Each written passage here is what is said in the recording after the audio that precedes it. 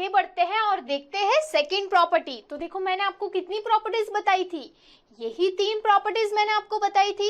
Okay, closure, commutative and associative. तो अब हम सेकंड प्रॉपर्टी यानी कम्यूटेटिव प्रॉपर्टी पे फोकस करने वाले हैं, ठीक है। और ये प्रॉपर्टी को भी हम ये तीनों नंबर सेट पे अप्लाई करेंगे, that is whole number, integer and rational number. Okay, तो अभी के लिए इसको थोड़ा साइड पे ले लेते हैं। अब आपको लग रहा होगा कि ये तीनों सेट पे वेरीफाई करने के लिए सबसे पहले तो हमें ये समझना होगा कि कम्यूटेटिव वर्ड का मीनिंग क्या है और ये कम्यूटेटिव प्रॉपर्टी को वेरीफाई कैसे करेंगे। ऐसे सारे क्वेश्चंस आपके दिमाग में आ रहे होंगे, है ना। तो मैं आपको बताती हूँ कि कम्यूटेटिव वर्ड का मीनिंग क्या है। ओके, तो कम्यूटेटिव वर्ड एक फ्रेंच वर्ड पे से डिराइव किया हुआ है और वो फ्रेंच वर्ड है कम्यूटर, जिसका मीनिंग होता है टू स्विच। ओके, अब आपको लग रहा होगा कि ये क्या है, स्विच मीन्स क्या। तो सपोज करो कि कोई भी 2 नंबर ले लेते हैं हम यहाँ पे 2 और 3, और ये दोनों नंबर के बीच में हम कोई ऑपरेशन अप्लाई करते हैं, ठीक है। सपोज करो कि एडिशन, तो ये 2 और 3 के बीच में हमने जब एडिशन अप्लाई किया तो हमें आंसर मिला 5। ओके, अब यही नंबर को अगर हम स्वैप कर दे, ओके, यानी स्विच कर दे, 2 की जगह पे 3 लिख दिया और 3 की जगह पे 2 लिख दिया, तो अब आंसर क्या मिल रहा है, 5। देखो ध्यान से समझना, आंसर दोनों का सेम ही मिल रहा है। ओके, हमने क्या किया, हमने कोई भी 2 नंबर लिए और उसको स्वैप कर दिया यानी स्विच कर दिया, तो भी आंसर सेम ही मिल रहा है। तो ये कम्यूटेटिव प्रॉपर्टी को सेटिस्फाइड करेगा। ओके, यानी कोई भी 2 नंबर ले और उसको स्वैप करे और दोनों पे कोई ऑपरेशन अप्लाई करे और आंसर सेम मिले तो कम्यूटेटिव प्रॉपर्टी सेटिस्फाइड हो रही है, अदरवाइज नहीं हो रही है। आपको समझ में आया कम्यूटेटिव प्रॉपर्टी के बारे में। देखो एक और एग्जांपल ले लेते हैं। सपोज करो कि 6 और 2, ओके, और वो दोनों के बीच में हमने एडिशन अप्लाई किया तो आंसर क्या मिलेगा, 8। फिर वही 2 नंबर को फिर से स्वैप कर दिया तो 2 + 6 हो गया, उसका आंसर क्या मिल रहा है, 8, यानी दोनों का आंसर सेम ही मिल रहा है, तो वो कम्यूटेटिव प्रॉपर्टी को सेटिस्फाइड करेगा। ओके, तो अब हम आगे बढ़ते हैं। कम्यूटेटिव प्रॉपर्टी तो आपको समझ में आ ही चुकी है। ओके, तो अगर हम होल नंबर की बात करें तो जैसे हमने क्लोजर प्रॉपर्टी देखी थी जिसपे हमने होल नंबर के लिए 4 डिफरेंट ऑपरेशंस लेके वेरीफाई किया था कि क्लोजर प्रॉपर्टी सेटिस्फाइड हो रही है या नहीं हो रही है, वैसे ही अब हम होल नंबर के लिए कम्यूटेटिव प्रॉपर्टी भी वेरीफाई करेंगे और उसके लिए भी 4 डिफरेंट ऑपरेशंस लेंगे। और वो कौन से हैं वो तो आपको पता ही है, addition, subtraction, multiplication and division. तो अभी के लिए हम एडिशन पे फोकस करते हैं, ठीक है। उसके लिए मैं आपको एक सिचुएशन बताती हूँ, देखो ध्यान से सुनना। सपोज करो कि यहाँ पे राज है, ठीक है, और राज के पास 50 रुपीज है। अब एक बार क्या हुआ, उसको पैसे की जरूरत पड़ी तो उसने उसके फ्रेंड के पास से हेल्प मांगी, तो उसके फ्रेंड ने राज को 40 रुपीज दिए। कितने रुपीज दिए, 40 रुपीज दिए। तो अब मैं अगर आपको पूछूं कि राज के पास टोटल कितने रुपीस हैं, तो आप क्या बताओगे, 50 + 40 = 90, यानी राज के पास 90 रुपीस है। ओके, अब हम क्या करते हैं, ये सिचुएशन को थोड़ा रिवर्स कंसीडर करते हैं। अब सपोज करो कि राज के पास 40 रुपीस है और एक बार उसके फ्रेंड ने उसको 50 रुपीस दिए। ओके, अब उसके फ्रेंड ने उसको 50 रुपीस दिए, तो अब टोटल राज के पास कितने रुपीस हो गए, 40 + 50 = 90। तो आप देखो यहाँ पे ये जो दोनों सिचुएशन हमने कंसीडर की है उसमें हमें आंसर 90 ही मिल रहा है, जबकि हमने दोनों के ऑर्डर को रिवर्स कर दिया, ये दोनों के ऑर्डर को चेंज कर दिया। यहाँ पे 50 + 40 था, उसका हमने क्या कर दिया, 40 + 50। ओके, फिर भी आंसर सेम आ रहा है। इट मीन्स ये सिचुएशन के लिए, एडिशन के लिए कम्यूटेटिव प्रॉपर्टी यहाँ पे सेटिस्फाइड हो रही है ना। वैसे ही एक और सिचुएशन भी ले लेते हैं। सपोज करो ये ग्रुप में 5 मार्बल्स है और ये ग्रुप में 6 मार्बल्स है, तो टोटल कितने मार्बल्स हुए, 11 मार्बल्स हो गए, राइट। वैसे ही अब हम ऑर्डर चेंज कर लेते हैं, तो अब क्या होगा, यहाँ पे ये ग्रुप में 6 मार्बल्स है और ये ग्रुप में कितने दिख रहे हैं आपको, 5 मार्बल्स है। ओके, तो अब टोटल कितने मार्बल्स हो गए, 11 मार्बल्स। तो यहाँ पे भी क्या हो रहा है, यहाँ पे भी दोनों सिचुएशन में आंसर सेम आ रहा है, राइट। जबकि हमने ऑर्डर चेंज कर लिया है, यहाँ पे 5 + 6 था, यहाँ पे 6 + 5 है, फिर भी दोनों का आंसर सिमिलर ही आ रहा है। तो उस पे से हम क्या कंक्लूड कर सकते हैं, हम ऐसा कह सकते हैं कि for any two whole number a and b, a + b is equals to क्या हो रहा है, b + a। It means addition is commutative. समझ में आ गई आपको इतनी बात? ओके, तो एडिशन के लिए तो हमने प्रूव कर लिया कि कॉम्यूटेटिव प्रॉपर्टी एडिशन के लिए सेटिस्फाइड हो रही है। तो अब हम सेकेंड ऑपरेशन भी देख लेते हैं, दैट इज सब्ट्रैक्शन। ओके, तो कॉम्यूटेटिव प्रॉपर्टी को समझने के लिए भी थोड़े एग्जांपल्स ले लेते हैं, ठीक है। सपोज करो कि दो होल नंबर है यहाँ पे 4 और 3, ओके, और दोनों के बीच में हमें कौन सा ऑपरेशन अप्लाई करना है, सब्ट्रैक्शन। तो अगर हम ये दोनों के बीच में सब्ट्रैक्शन ऑपरेशन अप्लाई करें तो 4 - 3 का आंसर क्या आएगा, 1 एग्जैक्टली। फिर क्या करना है, देखो मैंने क्या बताया था कि कॉम्यूटेटिव प्रॉपर्टी में हमें ऑर्डर चेंज करके देखना है, ठीक है। तो हम यहाँ पे क्या करते हैं, इसका ऑर्डर चेंज करते हैं। तो अब क्या होगा, 3 - 4, तो यहाँ पे आंसर क्या आएगा, -1। तो अरे यहाँ पे तो दोनों के आंसर सेम नहीं आ रहे, देखो यहाँ पे 4 - 3, उसका ऑर्डर चेंज कर दिया 3 - 4, तो आंसर सिमिलर आने चाहिए, तभी तो कॉम्यूटेटिव प्रॉपर्टी सेटिस्फाई होगी। बट यहाँ पे तो आंसर सिमिलर नहीं आ रहे, इट मीन्स यहाँ पे तो कॉम्यूटेटिव प्रॉपर्टी सेटिस्फाइड नहीं हो रही। तो एक दो और एग्जांपल लेके भी देखते हैं। देखो सेकंड एग्जांपल ऐसा कुछ लेते हैं यहाँ पे कि 6 - 4, ओके, ये दोनों भी होल नंबर है, इज इक्वल्स टू 2। अब ऑर्डर चेंज करते हैं तो क्या हो जाएगा, 4 - 6 that is equals to -2। Again यहाँ पे ऐसा हो रहा है। एक और एग्जांपल देखते हैं कि सपोज करो 0 - 2, तो आंसर आ रहा है -2, और 2 - 0, तो आंसर आ रहा है 2। इट मीन्स हमने जितने भी नंबर्स लिए ये सभी नंबर्स में क्या हो रहा है कि ऑर्डर चेंज करने पे आंसर सेम नहीं आ रहे हैं। तो हम क्या कह सकते हैं कि for any two whole numbers a - b does not equals to b - a. It means subtraction is not commutative. तो commutative property subtraction के लिए satisfied नहीं हो रही है। तो अब थोड़ा आगे बढ़ते हैं और नेक्स्ट ऑपरेशन भी देख लेते हैं, that is multiplication, ठीक है। अब देखो मल्टीप्लिकेशन के लिए कॉम्यूटेटिव प्रॉपर्टी वेरीफाई करने से पहले हमें ये समझना होगा कि multiplication is repeated addition. Okay, कैसे, देखो मैं एक एग्जांपल बताती हूँ। सपोज करो कि 4 × 2 करना है, तो उसका आंसर क्या मिलेगा, 8। वो आपको पता ही है। मैंने क्या बताया आपको कि मल्टीप्लिकेशन इज रिपीटेड एडिशन, यानी 4 को 2 टाइम्स ऐड करना है। अब क्या करना है, 4 को 2 टाइम्स ऐड करोगे तब भी आंसर क्या मिलेगा, 8 ही मिलेगा। ओके, एक और एग्जांपल लेके देखते हैं। सपोज करो कि 5 × 4 करना है, तो आंसर क्या मिलेगा, 20। उसका मीनिंग क्या हुआ, 5 एडेड 4 टाइम्स, यानी 5 को हम 4 टाइम्स ऐड करेंगे तभी भी आंसर क्या मिलेगा, 20 ही मिलेगा। It means multiplication is repeated addition. Okay, उसी का फंडामेंटल हम ये प्रॉपर्टी को समझने के लिए यूज करने वाले हैं।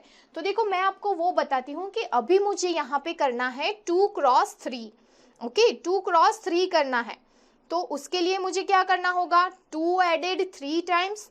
तो यहाँ पे मैं 2 ब्लॉक कंसिडर कर रही हूँ, ठीक है। अब ये 2 ब्लॉक को मुझे कितने टाइम ऐड करवाना है, 3 टाइम्स। तो ये 2 ब्लॉक को मैंने एक बार तो ले ही लिया है, दूसरी बार भी ले लिया और तीसरी बार भी ले लिया। ओके, अब ये सभी ब्लॉक्स को क्या करना है, ऐड करना है। तो ये सभी ब्लॉक को मैंने ऐसे ऐड किया और अब आप देखो तो आपको कितने ब्लॉक्स दिख रहे हैं, टोटल 6 ब्लॉक्स दिख रहे हैं, राइट। वैसे ही उसका मीनिंग क्या हुआ कि 2 × 3 इज इक्वल्स टू 6। ओके, और 2 एडेड 3 टाइम यानी आपको 6 ब्लॉक्स दिख ही रहे हैं। वैसे ही अब ये सिचुएशन को हम थोड़ा रिवर्स कर देते हैं। ओके, अब यहाँ पे क्या करना है मुझे, यहाँ पे मुझे 3 × 2 करना है। अब 3 × 2 करना है यानी 3 added 2 times, right, 3 added 2 times. तो यहाँ पे मैं क्या कंसिडर कर रही हूँ, 3 ब्लॉक्स ले रही हूँ। ओके, यहाँ पे आपको 3 ब्लॉक्स दिख रहे हैं और ये 3 ब्लॉक्स को मुझे कितने टाइम ऐड करवाना है, 2 टाइम्स ऐड करवाना है, यानी एक बार तो ऐड करवा लिया है, एक दूसरी बार भी ले लिया, और ये दोनों को अगर मैं ऐड करूं तो यहाँ पे आपको क्या दिख रहा है, टोटल कितने ब्लॉक्स दिख रहे हैं, 6 ब्लॉक्स हैं। समझ में आ रही है सिचुएशन, यहाँ पे भी टोटल 6 ब्लॉक ही है। इट मीन्स क्या हुआ कि 3 क्रॉस 2 किया तो भी आंसर क्या मिल रहा है, 6 ही मिल रहा है। और ये दोनों को अगर हम मर्ज करें तो भी सेम ही दिख रहा है, यानी 6 ब्लॉक्स ही मिल रहा है, सेम ही दिख रहा है, राइट, यानी 6 ब्लॉक्स ही मिल रहा है। तो हम क्या लिख सकते हैं, हम ऐसा लिख सकते हैं कि for any 2 whole numbers a and b, a cross b is equals to b cross a, यानी हम कोई भी 2 होल नंबर ले रहे हैं और उसको स्वैप कर रहे हैं तो दोनों का आंसर सेम मिल रहा है। It means commutative property multiplication के लिए सेटिस्फाइड हो रही है। तो हम लिख सकते हैं मल्टीप्लिकेशन इज कॉम्यूटेटिव। ठीक है, मल्टीप्लिकेशन भी अच्छे से समझ में आ गया। तो अब डिवीजन भी देख लेते हैं। ओके, तो डिवीजन पे अब फोकस करते हैं हम। अब देखो डिवीजन कॉम्यूटेटिव है या नहीं उसको समझने के लिए यहाँ पे हम 1-2 एग्जाम्पल कंसिडर कर रहे हैं। ठीक है, सपोज करो कि सबसे पहले हमने 2 नंबर ले लिए 8 एंड 4, ये दोनों को हमने डिवाइड किया, यानी 8 डिवाइडेड बाय 4 किया, तो हमें आंसर क्या मिलेगा, 2 मिलेगा। वैसे ही ये सिचुएशन को हम थोड़ी रिवर्स कर दे, यानी अब उसका ऑर्डर चेंज करें तो 4 डिवाइडेड बाय 8 करें तो आंसर क्या मिलेगा, 1/2। तो ये दोनों के आंसर क्या सेम आ रहे हैं, नहीं आ रहे। आप देखो 8/4 किया तो हमें 2 मिल रहा था, बट हमने यहाँ पे 4 डिवाइडेड बाय 8 किया तो क्या मिल रहा है, 1/2, यानी ये दोनों के आंसर सेम नहीं है। एक और एग्जांपल कंसिडर करते हैं। सपोज करो 15 डिवाइडेड बाय 3, तो यहाँ पे आंसर क्या मिलेगा, 5, बट ये दोनों के ऑर्डर चेंज कर दे और 3 डिवाइडेड बाय 15 करे तो आंसर क्या मिलेगा, 1/5, यानी यहाँ पे भी दोनों के आंसर सिमिलर नहीं मिल रहे ऑर्डर चेंज करने पे। तो उसका मतलब क्या हुआ कि डिवीजन के लिए कॉम्यूटेटिव प्रॉपर्टी सेटिस्फाइड नहीं हो रही है। तो हम क्या लिख सकते हैं, for any 2 whole numbers a and b, a divided by b does not equals to b divided by a, यानी डिवीजन इज नॉट कॉम्यूटेटिव। समझ में आई आपको बात। तो देखो होल नंबर के लिए 4 ऑपरेशंस पे से हमने ये कंक्लूड किया कि कौन से ऑपरेशन में कॉम्यूटेटिव प्रॉपर्टी वेरीफाइड हो रही है और कौन से ऑपरेशन में नहीं वेरीफाई हो रही है। ओके, तो अब नेक्स्ट बात करते हैं इंटीजर्स की, और उसके लिए भी हम वही 4 ऑपरेशंस अप्लाई करेंगे, that is addition, subtraction, multiplication and division. तो स्टार्ट करते हैं एडिशन से। ओके, अब यहाँ पे हम सबसे पहले क्या करेंगे कि 2 इंटीजर्स लेंगे। ओके, सपोज करो कि वो 2 इंटीजर्स हैं -5 एंड 4, और ये दोनों का क्या करवाएंगे, एडिशन करवाएंगे। तो आंसर क्या मिलेगा हमें, ये दोनों का आंसर मिलेगा -1, राइट। वैसे ही अब कॉम्यूटेटिव प्रॉपर्टी के लिए क्या करना होगा, ऑर्डर को रिवर्स करना होगा। तो अब क्या करेंगे, 4 प्लस -5, तो यहाँ पे भी आंसर क्या मिलेगा, -1, यानी दोनों सिचुएशन में आंसर सेम मिल रहा है। एक और एग्जांपल लेके देखते हैं। सपोज करो कि 6 प्लस -2, तो अब ये दोनों का आंसर क्या मिलेगा, 4। वैसे ही ऑर्डर चेंज करें, -2 प्लस 6, ये दोनों का आंसर भी क्या मिलेगा, 4। यानी हम क्या कह सकते हैं कि कोई भी 2 इंटीजर्स लेके उसमें हम उसका ऑर्डर चेंज करें तो जो भी आंसर मिलेगा अगर वो सेम मिलेगा तो हम कह सकते हैं कि addition is commutative. Okay, addition के लिए कॉम्यूटेटिव प्रॉपर्टी सेटिस्फाइड हो रही है इंटीजर्स में भी। ओके, तो अब हम बात करते हैं सब्ट्रैक्शन की। ओके, सब्ट्रैक्शन के लिए भी कॉम्यूटेटिव प्रॉपर्टी सेटिस्फाइड हो रही है कि नहीं वो भी चेक कर लेते हैं। तो यहाँ पे भी प्रोसीजर तो हमें सेम ही करनी है, जैसे हमने क्लोजर प्रॉपर्टी में भी किया था वैसे ही होल नंबर में भी हमने वही किया था कॉम्यूटेटिव प्रॉपर्टी को चेक करने के लिए, राइट।